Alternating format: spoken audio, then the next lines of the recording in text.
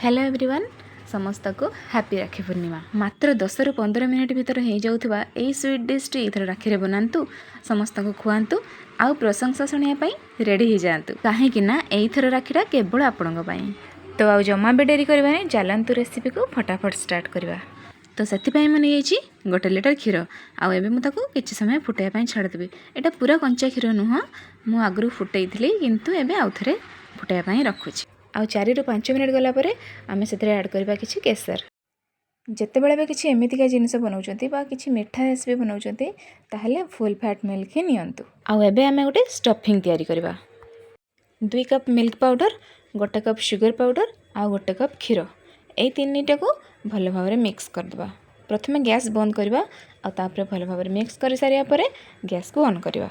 यार मेजरमेंट होचे एटा, बाकी ब्रेड रो क्वांटिटी देखिकी याकू कम बेसी करि परिबे। ए स्टफिंग रो टेस्ट बिल्कुल मावा भलिया ही लागि थाए, माने कहिबा को गले इंस्टेंट मावा। गैस रो फ्लेम को स्लो रखिकी भलो भाबरे मिक्स करबा। 2 ରୁ 3 मिनट लागिबो स्टफिंगटा बनिया पई। आउ एपटे क्षीरटा भी फुटी गलानी, एबे सेतरे ऐड करबा चीनी।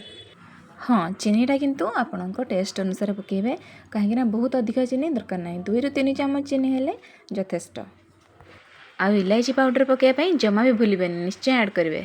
आउ एबे गैस को करदेबा बंद, आउ सेतरे किछि देबा कंडेंस मिल्क। एटा बिल्कुल भी ऑप्शनल अछि, चाहिले पकेबे नहले स्किप। आउ थरे भले भाबरे मिक्स करदेबा।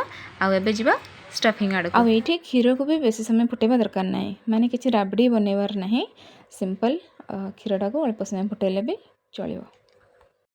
आउ एबे मु किछि एठी मलाई ऐड करछि, जोटा कि घरे अवेलेबल, माने क्षीर ऊपर जो सरटा पड़ता है सेही सरटा को आनी कि मु ए स्टफिंग रे पकेकी भलो भाबरे मिक्स कर देछि। भलो भाबरे मिक्स हो सारिया परे एठी मु किछि ड्राई फ्रूट्स ऐड करबी। काजू आ बादाम एठी काटी के रखिछि, ता ऊपर पके देबी लास्ट रे। आ स्लो फ्लेम रे किछि समय कुक होआ पई छाड़ देबा। आउ तार कंसिस्टेंसी आस्ते आस्ते ठीक हे आसीबो।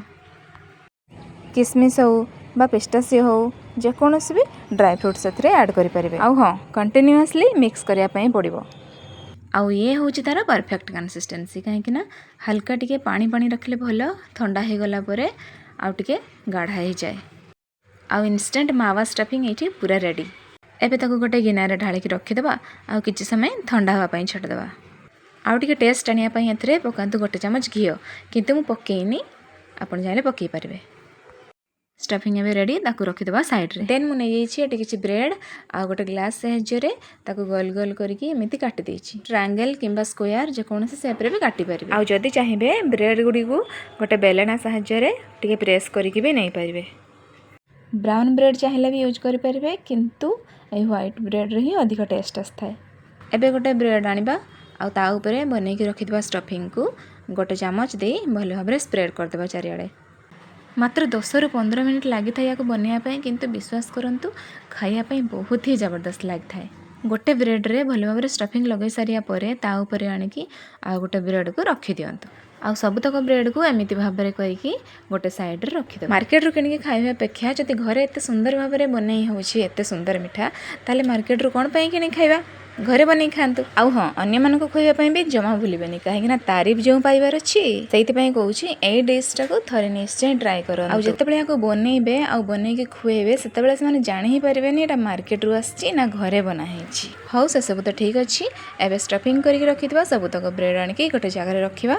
आउ बनै के रखितबा जो क्षीर, से क्षीर को आनिके या ऊपर ढाଳି देबा। आ 2 घंटा पई ताको फ्रिज रे रखि देबा, काहे कि ना मिठा जिनिस टिके ठंडा ठंडा खाइबा को भल लागे। ठीक कइली ना। आ एठी मिल्क रा कलर टा केते सुंदर आछि ना, काहे कि ना हम सेतरे केसर पकेइथिले, सेति पई बहुत ही बढ़िया कलर आछि। आ लास्ट रे गार्निशिंग पई किछि बादाम काटी के रखिथिली, आ से सब ता ऊपर पकेइ देछि। मु यार नाम देछि रसमलाई।